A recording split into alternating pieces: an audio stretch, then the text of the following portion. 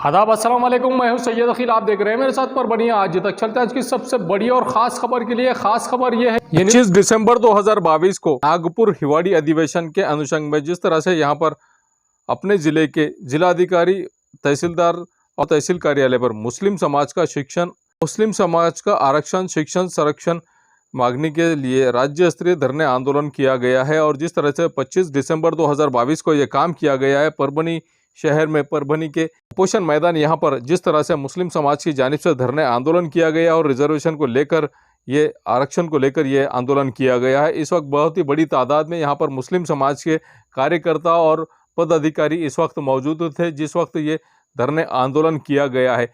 25 दिसंबर 2022 को परभनी शहर के जिलाधिकारी कार्यालय के सामने यहाँ पर उपोषण मैदान यहाँ पर ये धरने आंदोलन किया गया है। नागपुर के हिवाड़ी अधिवेशन में ये मुद्दा यहाँ पर रखने की भी बात इस वक्त कही गई है। परभनी के कार्य सम्राट आमदार डॉक्टर राहुल पाटिल, इनकी जानिब से ज्येष्ठ नागरिकों के लिए मुफ्त शस्त्रक्रिया करने में करी जाएगी, ऐसा भी कहा गया है। और जिस तरह से यहाँ पर यह मालूमात दी है, परभनी शहर के हर एरिया में ज्येष्ठ नागरिकों के लिए आरोग्य तपासनी करके फ्री में नेत्र शस्त्रक्रिया मुफ्त की जाएगी, ऐसी मालूमात इस वक्त आमदार डॉक्टर राहुल पाटिल इन्होंने दी है। इस शिविर में बोलते समय लगभग शिविर में 630 ज्येष्ठ नागरिक यहां पर आए और इन्होंने अपनी तपासनी की है। सुयोग कॉलोनी यहां पर 25 दिसंबर 2022 को वंदनीय बाला साहब ठाकरे ज्येष्ठ नागरिक तपासनी मंच की जानिब से ये प्रोग्राम लिया गया और प्रोग्राम में जिस तरह से ज्येष्ठ नागरिकों की तपासनी की गई है, इस वक्त आमदार डॉक्टर राहुल पाटिल इन्होंने जिस तरह से व्यासपीठ पर शिवसेना के संपर्क प्रमुख डॉक्टर विवेक नावंदर, उप जिला प्रमुख संजय गाड़गे, शिव अल्पसंख्यक सेना के जिला अध्यक्ष करामत खान, रविंद्र पतंगे, शहर प्रमुख ज्ञानेश्वर पवार, दलित आघाड़ी के तालुका प्रमुख सुभाष जोंदड़े, नवनीत पाचपोर, युवा सेना के शहर प्रमुख बाळराजे तड़ेकर, विशु दहाड़े, दलित आघाड़ी के शहर प्रमुख अमोल गायकवाड़, उप शहर प्रमुख मारुति तीथे, राहुल खटिंग, किशोर रनेर, गौतम भराड़े, बबलू घागरमाड़े, यशवंत खाड़े और इन्हीं के साथ में सैयद मुजम्मिल, इन लोगों की इस वक्त मौजूदगी थी। इस वक्त सुयोग कॉलोनी में जिस तरह से ओपन जिम लोकार्पण सोहड़ा शिवसेना की जानिब से यहाँ पर रखा गया है, उसका उद्घाटन करते वक्त आमदार डॉक्टर राहुल पाटिल इनके हाथों से इसका उद्घाटन किया गया और शहर के मतदार संघ में ज्येष्ठ नागरिकों के लिए आरोग्य के साथ में जिस तरह से यहाँ पर नियोजन किया गया है, अब उन लोगों को, उन ज़रूरतमंद लोगों को, ज्येष्ठ नागरिकों को मुफ्त शस्त्रक्रिया उन लोगों पर की जाएगी, ऐसा भी इस वक्त आमदार डॉक्टर राहुल पाटिल इन्होंने कहा है।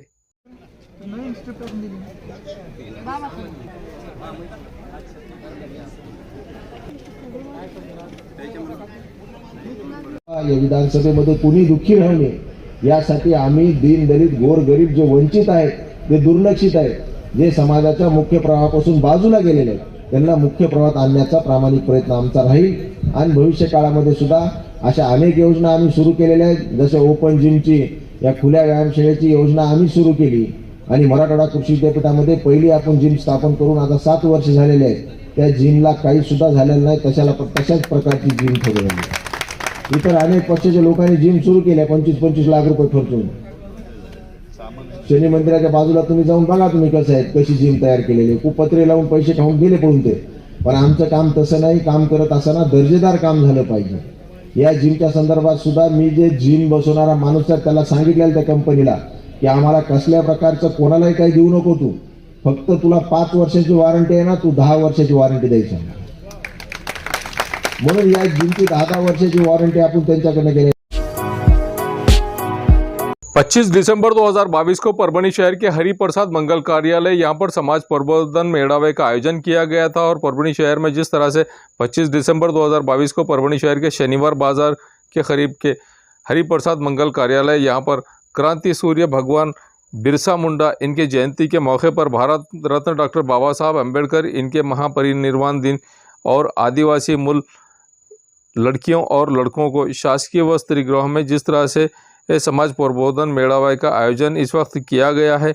इस मेड़ावे के अध्यक्ष स्थान पर छंदक लोखंडे और उद्घाटक के तौर पर खासदार संजय बंडू जाधव इनकी मौजूदगी थी। आमदार डॉक्टर राहुल पाटिल, माजी आमदार Santosh Rarphe, Prabhakar Bhatnage, doctor Satish Pachpute, doctor Kishan Garode, Suryakanta Mirase, doctor Hanumant Reethe इनकी मौजूदगी थी। समाज प्रबोधन के समय विद्यार्थी विद्यार्थिनी इस वक्त बड़ी तादाद में यहाँ पर मौजूद थे। क्रांतिश्री बिरसा मुंडा यांच्या जयंतीनिमित्त पूज्य डॉक्टर बाबासाहेब आंबेडकर यांच्या महापरिनिर्वाण दिनानिमित्त आज आदिवासी विद्यार्थ्यांतर्फे समाज प्रबोधनाचा कार्यक्रम आयोजित केला होता। या परभणी जिल्ह्यातील आणि हिंगोली जिल्ह्यातील संपूर्ण विद्यार्थ्यांच्या वतीनं आणि कर्मचाऱ्यांच्या वतीनं हा कार्यक्रम आयोजित केला होता। समाज प्रबोधनाच्या माध्यमातून आदिवासी समाजाला जागृत करून आदिवासी समाजावर होणारे अन्याय असतील किंवा त्यांच्यावर जे होणारे अत्याचार असतील ते दूर करणं, समाजाला व्यसनापासून दूर करणं आणि समाजाला मुख्य प्रवाहात आणणं हा आमचा या मागचा उद्देश आहे। आदिवासी समाजाच्या जे म्हणलं तर सरकारचं काम असते की मूळ आदिवासीचे त्यांचे जे अधिकार दिलेले आहेत त्यांचं रक्षण करणं, परंतु इथं उलटं होते। सरकार हे बोगस लोक ज्यांचे सर्टिफिकेट रद्द झाले किंवा त्यांचे सर्टिफिकेट बोगस ठरले या लोकांना प्रोटेक्शन देण्याचं काम सरकार करत आहे आणि म्हणून आम्ही आमच्या जिल्ह्यामध्ये तर आम्ही निदर्शन केले, त्यांच्याविरुद्ध उठावसुद्धा केला। परंतु हिवाळी अधिवेशनासुद्धा आमच्या संपूर्ण आदिवासी समाजाने जे महाराष्ट्रातील जे 45 जातीचे आदिवासी समाज आहे त्या सर्वांनी तिथे मोर्चा करून आम्ही सरकारचा निषेध केलेला आहे आणि लवकरात लवकर जो त्यांना प्रोटेक्शन दिलं तो GR काढा, तो GR त्यांनी वापस घ्यावा असे आम्ही शासनाला। परभणी जिले में मराठा सेवा संघ की जानिब से 3 दिन का महाअधिवेशन रखा गया था और महाअधिवेशन का समारोह खेड़ेकर इनकी उपस्थिति में मुकम्मल किया गया है। मराठा सेवा संघ की जानिब से राज्य स्तरीय महाअधिवेशन का आयोजन जिस तरह से यहाँ पर 23 दिसंबर 2022 से 25 दिसंबर 2022 तक परभणी शहर के पाथरी रोड यहाँ पर राजलक्ष्मी मंगल कार्यालय यहाँ पर संपन्न किया गया, यहाँ पर मुकम्मल किया गया। मराठा सेवा संघ के संस्थापक अध्यक्ष खेड़ेकर इनकी इस कार्यक्रम में प्रमुख उपस्थिति थी। आज ये इस वक्त मौजूद थे। इस अधिवेशन में इंसानों की बदनामी करने वाले जिस तरह से विरोध में बात करते हैं और राष्ट्रद्रोह का इन लोगों पर गुनाह भी दाखिल करना चाहिए, ऐसा भी इस वक्त कहा गया है। इस अधिवेशन में ये भी बात कही गई है। मराठा सेवा संघ जिस तरह से काम करता है, मराठा सेवा संघ के अध्यक्ष खेड़ेकर वो इस वक्त बोल रहे थे। उन्होंने जिस तरह से कहा है कि धर्म सत्ता, अर्थ सत्ता, शिक्षण सत्ता, राज्य सत्ता, माध्यम सत्ता काबिज करने के लिए अब सब लोगों ने, समाज के सभी लोगों ने तैयार रहना चाहिए और महत्वपूर्ण घटक है। इसके लिए हर जगह पर वर्चस्व काबिज करना चाहिए, वर्चस्व यहाँ पर प्रस्थापित करना चाहिए, ऐसा भी इस वक्त कहा गया है और इसकी ज़रूरत भी है। आधुनिक युग में तंत्रज्ञान और विशेषतः ख़ास तौर से मोबाइल ये डेवलपमेंट के अब माध्यम बन गए हैं और मीडिया पर भी अब इस वक्त इन्होंने बात कही है। तीन दिन जिस तरह से लगातार ये प्रोग्राम चला है, राज्य स्तरीय महाअधिवेशन में जिस तरह से काम किया गया है, राज्य स्तरीय अधिवेशन में नागरिकों की बड़ी तादाद में यहाँ पर मौजूदगी थी और बहुत अच्छे तरीके से, बहुत अच्छे अंदाज में इसे प्रतिसाद भी मिला है। इस अधिवेशन में महिलाओं की भी तादाद उम्दा थी, ऐसा भी इस वक्त नज़र आया है। मराठा सेवा संघ की जानिब से जिस तरह से ये काम किया गया है, आपको बता रहे हैं कि किस तरह से मराठा सेवा संघ का 3 दिन का महाअधिवेशन किया गया था और महाअधिवेशन में जिस तरह से यहाँ पर तम खेड़कर इन्होंने काम किया है और बहुत ही अच्छे अंदाज में इन्होंने इस वक्त काम किया है। जिस तरह से खेड़कर इन्होंने मालूमात दी है, खेड़कर ने जिस तरह से प्रतिक्रिया दी है, आपको बता रहे हैं कि किस तरह से इन्होंने प्रतिक्रिया दी है महाअधिवेशन में।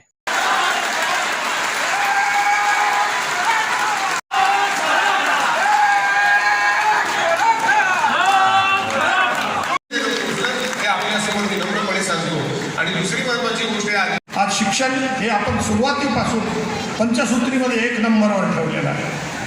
आज शिक्षणाच्या बद्दल कालचं सत्र तुम्ही सगळ्यांनी ऐकलेलं आहे, त्या पद्धतीने मांडलं, त्या पद्धतीने तो एक प्रशांत चव्हाण किंवा तो मुलाच्या यांनी सांगितलं कुठे गेलेलं आहे। मी अनेकदा शिवधर्म पीठावरून आपल्याला जिजाऊ जन्मोत्सवाच्या वेळेससुद्धा सांगितलं की परंपरागत आम्ही शिकलेले इव्हन 30-35ची जी पिढी असेल आता, यांचं शिक्षण आता आउटडेटेड झालेलं आहे। याच्या पुढचं शिक्षण मराठा शिक्षण परिषदेच्या माध्यमातून 1996-97मध्ये ज्यावेळेस मी भूमिका मांडली होती, आपण म्हटलं होतं की आता याच्या पुढे परंपरागत वर्गखोल्या ऑफलाईन एज्युकेशन हे जवळपास संपणार आहे। याच्यानंतर आता तुम्हाला घरातल्या घरात बसून अशोक बरोबर डॉक्टर पंजाबराव देशमुख शिक्षक परिषदेचे कोणी असतील, तर आता याच्या पुढे तुम्हाला घरातल्या घरात बसून ऑनलाईन शिक्षण घ्यावं लागेल आणि तुम्हाला बोर्डवर त्या एखाद्या पॅनलवर हे सगळं शिकावं लागेल. कोण नाही, कुठल्याच महापुरुषाची बदनामी नाही झाली पाहिजे, ही आमची भूमिका आहे, सेवा संघाची भूमिका आहे. आपल्याला सगळ्यांना मला आढळून वाटेल महाराष्ट्र शासनाकडे हे सगळे ठराव काढणार आहे, त्याच्यामुळे अजिबात काळजी करू नका. या ठरावाचं इथं काय होणार आहे हवेत अजिबात मिळणार नाही. छत्रपती शिवाजी महाराज दुसरा ठराव आहे, चरित्र साधने समिती स्थापन करण्यात यावी आणि या समितीसाठी 500 कोटी रुपयाची किमान तरतूद करून शिवचरित्राचे जगभरातील साहित्य जमा करून प्रकाशित करावे, ही एक महत्त्वाचा दुसरा ठराव.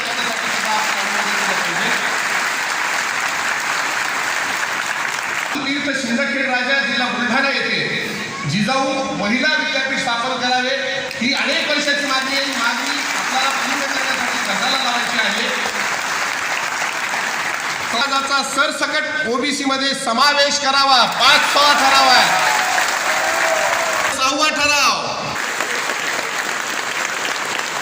7वा ठराव आहे. रचना करून देण्यात यावा. शेतकऱ्यांच्या पाल्यासाठी 8वा ठराव आहे. मोफी निर्माण करण्यात यावा. हा 8वा ठराव अत्यंत महत्वाचा आहे. 6 अक्टूबर 2022 को जिस तरह से मुंबई हाई कोर्ट ने कोल्हापुर के एक प्रकरण में गायरान जमीन धारकों पर जिस तरह से महाराष्ट्र राज्य के अतिक्रमण हटाने का आदेश दिया था, उसी के चलते अब पूरे राज्य भर में इसका एक खड़बड़ उड़ गई है। और जिस तरह से यहाँ पर राज्य भर में संबंधित तहसीलदारों के ज़रिए से गायरान ज़मीन धारकों को जिस तरह से ताबेदारों को उनका किसी तरह का कोई अधिकार नहीं है और ये अधिकार हटा देना चाहिए, ऐसा भी इस वक्त कहा गया है। उसी के चलते अब ज़रूरत पड़ने पर राज्य सरकार ज़रूरत पड़ने पर अब बल का भी इस्तेमाल करेगा, ऐसा भी इस वक्त कहा गया था। ज़मीन हक पर काम करने वाले संगठनों ने जिस तरह से शिष्टमंडल मुख्यमंत्री एकनाथ शिंदे और उप मुख्यमंत्री देवेंद्र फडणवीस इनसे इन लोगों ने मुलाकात की और मुलाकात करने के बाद में इन्होंने 31 मार्च 1978 और 28 नवंबर 1991 का शासकीय GR के अनुसार जिस तरह से गायरान सरकारी पड़ जमीन पर किसानों ने जिस तरह से अतिक्रमण किया है और नियम के हिसाब से जिस तरह से सरकार का आदेश रहने के बावजूद भी ज़मीन की 7/12 उतारे पर माल की नोंद नहीं की गई है, उसी के चलते महसूल खाते में जवाबदार इस का सब जिम्मेदार महसूल खाता है। और मुंबई हाई कोर्ट ने जिस तरह से आदेश दिया, हाई कोर्ट का जो निकाल था उससे पहले पुनर्विचार याचिका भी सरकार ने दाखिल कराई थी, लेकिन इस वक्त उच्च न्यायालय ने जिस तरह से सर्वोच्च न्यायालय हाई कोर्ट ने जिस तरह से विरोध में अपील दिया है, गायरान ज़मीन धारकों को जिस तरह से घरों के लिए ही घर का भी यही हाल है और किसानों की खेती का भी यही हाल है। इसी के चलते अतिक्रमण विनामूल्य करना बहुत ज़रूरी है और मालकी की 7/12 भी देना बहुत ज़रूरी है। 28 नवंबर के GR के हिसाब से 2020 जिस तरह से गायरान ज़मीन क्षेत्र किसानों के ताबे में देना ज़रूरी है, उसी के चलते आज परभनी के उपोषण मैदान यहाँ पर एक मीटिंग ली गई और मीटिंग लेने के बाद में आइए जानते हैं किस तरह की प्रतिक्रिया इस वक्त जिम्मेदारों ने दी है और क्या कहा है। जमिनीचा विषय चर्चेला जात आहे, आत्ता बोर्डावरती आहे. सरकारला त्याच्याबद्दल न्यायालय विचारत आहे, हायकोर्ट विचारत आहे. घराच्या जमिनीचा मुद्दा हायकोर्टात चर्चेला जातोय. सध्या गायरान जमिनीवरती ज्यांची घरं आहेत परंतु जमीन मालकीची नाही, त्याच्याबद्दलचा निर्णय आत्ता सरकार आणि न्यायालय करणार आहे आणि गरिबांची घरं मोडली जाऊ नयेत ही आमच्या जमीन हक्क परिषदेची मागणी आहे. त्याबरोबरच सध्या घराच्या जमिनीचा मुद्दा हायकोर्टाच्या स्तरावर चर्चेला जात असतानाच सरकारने जमिनीची जी वहिती करणारी लोक आहेत, गायरान जमिनीची जी वहिती होत आहे त्या वहितीदारांना, महाराष्ट्रातल्या संपूर्ण वहितीदारांना नोटिसा पाठवल्या आहेत. आमचं म्हणणं आहे की ही बेकायदेशीर गोष्ट आहे. कारण घराच्या जमिनीचा मुद्दा हायकोर्टात चर्चेला जात असताना आपण त्याचं उत्तर कोर्टाला देत असताना आणि वैती जमिनीचा मुद्दा पटलावरती नसताना आपण बेकायदेशीरपणे आपण वैती जमिनीच्या गायरानधारकाच्या कास्तकारांना नोटिसा पाठवलेला आहे. हे गैर आहे. हे गैर सांगण्याच्यासाठी हे गैरकृत्य आपण होतंय आपल्याकडून होतंय हे सांगण्यासाठी ही जमीन हक्काची परिषद आम्ही महाराष्ट्रभर घेत आहोत. आणि आमची एकच मागणी आहे, त्यापासून गायरानधारक जमिनीची वैती करत आहेत. वर्षानुवर्ष वैतीचे पुरावे सरकारकडं दाखल करत आहेत. महसूल विभागाकडं दाखल केले जात आहेत. परंतु त्याची दखल घेतली जात नाही. त्याची दखल घेण्यात यावी, एकीला नोंद करण्यात यावी आणि संपूर्ण महाराष्ट्रातल्या गायरानधारक कास्तकाराला वहितीदाराला 7/12 सरकारनं लवकरात लवकर द्यावी ही आमची प्रमुख मागणी आहे. ये न्यूज़ कवर किया हमारे परभनी आज तक के कार्यकारी संपादक बाबरुद्दीन सिद्दीकी, 24/7 महाराष्ट्र न्यूज़ चैनल के कार्यकारी संपादक सत्तार खान पठान, परभनी आज तक के जिला प्रतिनिधि सैयद मोबिन इन्होंने मिलकर मैं हूँ सैयद अखिल। क्या आप अगर हमारे चैनल को सब्सक्राइब कर रहे हैं तो सब्सक्राइब करने के बाद में बेल आइकन का बटन दबाना ना भूलें। वो इसके लिए कि आपको हमारी न्यूज़ सबसे पहले मिले, इसके लिए आप बेल आइकन का बटन ज़रूर दबाएं। हमारी न्यूज़ को शेयर करें, लाइक करें और कमेंट करना ना भूलें। मुझे दीजिए इजाज़त। जय हिंद। मिर्जा मेस परभणी। अगर आप परभणी शहर में रहते हैं और घर के खाने का लुत्फ लेना है तो संपर्क ज़रूर करें मिर्जा मेस परभणी। घर पहुंच सेवा खाने के टिफ़िन के लिए ज़रूर संपर्क करें। मोबाइल क्रमांक 8830266947। SK traders Dargah road Parbhani. हमारे पास Maharaja bed, sofa, dressing table, wardrobe, dining table, cooler, washing machine, fridge, tea table, चौकी सभी प्रकार के फर्नीचर कंपनी के दाम में ग्राहक की खुशी, यही हमारा नफा। एक बार जरूर संपर्क करें। Address SK traders Dargah road Parbhani. Mobile number 9881 quality की तलाश यहाँ खत्म। King of belts, Shaniwar Bazaar के पास, Nanalpeth corner Parbhani. Ladies purse, school bag, original leather belt, कमर belt, wallet, body spray, perfume और भी बहुत कुछ। एक बार ज़रूर आए। King of belt, Shaniwar Bazaar, Nanalpeth corner Parbhani. Sameer tent house, Kudrati corner, Kadrabad plot Parbhani. हमारे पास तरह के प्रोग्राम के लिए सामान किराए पर मिलेगा। शादी, एंगेजमेंट, चिल्ला जैसे सभी प्रोग्राम के लिए संपर्क करें सैयद मुज्जमिल। मोबाइल क्रमांक 9766683126। SBS इंग्लिश स्पीकिंग क्लासेस, मासूम कॉलोनी, दरगाह रोड परभणी। अगर आप घर बैठे इंग्लिश में बात करना सीखना है तो आज ही कांटेक्ट करें SBS English speaking classes. Mobile number 9823797828। महबूब पार्क फंक्शन हॉल, मनसब नगर, जाम पारवा गेट, दरगाह रोड परभणी। शादी हो या एंगेजमेंट, चिल्ला हो या जुमागी, मीटिंग हो या फिर कुछ और, परभणी में तो भैया सिर्फ एक ही नाम, महबूब पार्क फंक्शन हॉल, मनसब नगर, जाम पारवा गेट, दरगाह रोड परभणी। बुकिंग शुरू है। Mobile number 9960569383, 8421903333। इसके साथ ही 9822829035। हाजी महबूब अंसारी। याद रहे, आप हर तरह के प्रोग्राम हमारे फंक्शन हॉल में मनाएं। आज ही अपने प्रोग्राम की बुकिंग करें।